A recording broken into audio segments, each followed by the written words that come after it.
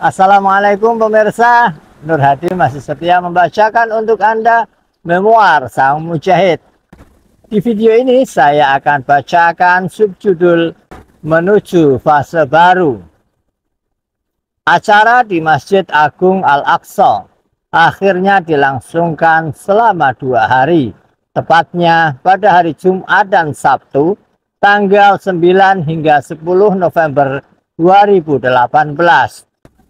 Baik Ustadz Haris, Pak Bilal, dan Pak Anjrah semua turut ambil bagian dalam kegiatan ini. Ustadz Haris sebagai penyampai materi, Pak Bilal mengkoordinasi berlangsungnya acara, dan Pak Anjrah membantu menyebarkan informasi acara serta memantau Ustadz Haris dalam menyampaikan materi. Selama 2 hari tersebut, ada kurang lebih 80 pasien yang berhasil diterapi. Setelah diterapi, banyak yang telah merasakan manfaat dari terapi, bahkan sejak masih berada di tempat. Beberapa yang merasakan manfaat terapi, misalnya penderita asma, Down syndrome, dan prostat. Hal ini juga membuat sebagian mereka turut penasaran dengan ilmu yang Ustadz Haris sampaikan. Meski banyak yang merasakan manfaat dan dampak baik dari terapi, tetapi secara keilmuannya belum ada yang bisa memahami. Hal ini karena lagi-lagi Ustadz Haris sebagai penyampai materi belum menemukan cara agar peserta dapat dengan mudah memahami penjelasannya. Ketika itu, beliau hanya membawakan slide yang berisi ayat-ayat Al-Quran dan beberapa gambar anatomi tubuh tanpa penjelasan kaidah pemeriksaan maupun SOP jurus beliau. Proses penyampaian beliau pun tidak terstruktur, sebab dijeda menangani pasien tanpa pemilahan jenis penyakit sebagai demo terapi. Misalnya, ada pasien dengan keluhan sakit asma masuk. Lalu Ustadz Haris memaparkan sedikit penjelasan logika asma menurut ilmu beliau. Setelah itu masuk lagi pasien lumpuh, diterapi sembari diberi keterangan sakitnya. Selanjutnya datang pasien keluhan prostat dan banyak lagi lainnya. Level sakitnya pun bercampur semua antara yang ringan dan berat. Akibat yang terjadi berikutnya sudah bisa ditebak. Para peserta pelatihan dalam 2 hari tersebut masih belum berhasil memahami penjelasan ilmu Ustadz Haris. Mereka seakan mendapat pelajaran terlalu berat bagi kalangan yang kebanyakan masih awam mengenai bahasa baru dalam dunia pengobatan versi Haris Mujahid Method. Namun yang pasti, melalui kehadiran di kelas, seluruh peserta sudah yakin dan melihat langsung kedahsyatan terapi yang merupakan temuan baru ini. Pelatihan pertama di Masjid Agung Al-Aqsa inilah yang mulai digarap serius oleh Ustadz Haris beserta 2 rekan timnya. Mereka mendapat beberapa pelajaran dari acara tersebut. Misalnya, mulai berpikir untuk menyusun SOP materi agar lebih sistematis dan terstruktur. Dengan demikian, kedepannya bisa menyampaikan materi yang mudah diterima peserta.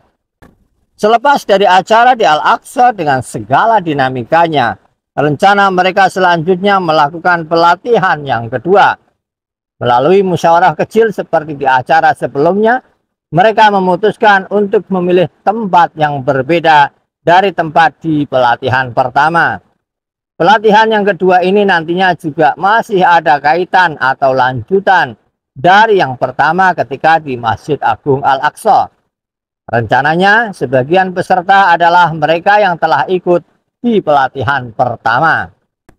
Pertimbangan itu diambil karena para peserta dari pelatihan pertama telah mengenal mengenai terapi tersebut. Dengan demikian, saat menjelaskan materi dan pelatihan lebih lanjut, mereka juga akan lebih mampu mengikutinya. Selain itu, pertimbangan lainnya adalah agar tidak mengulang materi dari yang paling dasar, layaknya mengajari peserta yang baru ikut dan kenal pertama kali.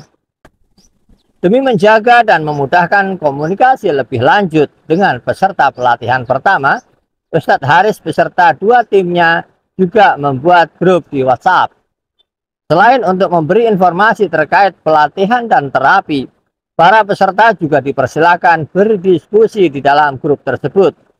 Mereka diperbolehkan apabila ingin bertanya, baik mengenai keluhan sakitnya maupun penjelasan tentang ilmu terapi. Bagi Ustadz Haris, adanya grup WhatsApp dapat dimaksimalkan untuk berbagi ilmu dan semua yang berkaitan dengan ilmu terapi serta solusi pengobatannya. Akhirnya, setiap hari grup tersebut dipenuhi dengan diskusi dan tanya jawab mengenai terapi serta pelatihan.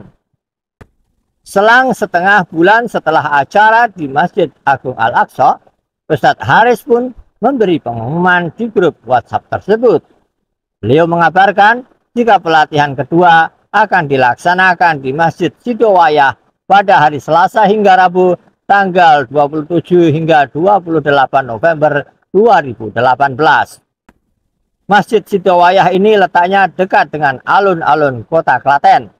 Jaraknya sekitar 20 menit dari Masjid Agung Al-Aqsa. Pada pertemuan di sini, Ustadz Haris memberi kesempatan kepada alumni Al-Aqsa yang ingin memperdalam ilmunya, tetapi dengan syarat bahwa mereka telah menerapi minimal 5 pasien menggunakan ilmu ini. Meski telah mendapat gambaran dari pelatihan pertama, format atau sistem pelatihan kedua ini tetap belum banyak diubah. Ustadz Haris masih menyampaikan penjelasan terkait ilmunya dengan gaya seperti yang dilakukan di Masjid Agung Al-Aqsa. Bahkan, para peserta dari pelatihan pertama itu bertambah bingung karena beberapa materi dan praktek yang diajarkan berbeda dari sebelumnya. Mengapa bisa demikian? Ini karena keluhan pasien yang datang juga beragam. Tidak sepenuhnya sama dengan kasus yang ada di Masjid Agung Al-Aqsa.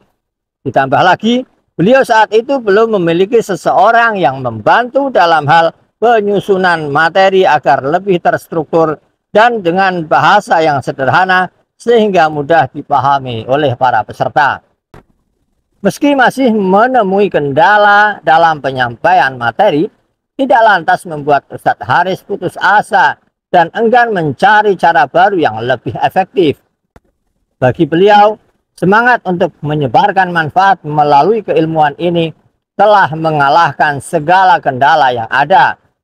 Beliau selalu berpikir dan meminta saran serta masukan kepada Pak Bilal dan Pak Anjrah yang setia membersamai di acara sebelumnya, terutama mengenai bagaimana cara murid-murid bisa lebih cepat memahami ilmu terapi beliau. Nah, pemirsa, subjudul selanjutnya, setapak demi setapak, insya Allah akan saya bacakan pada video yang akan datang.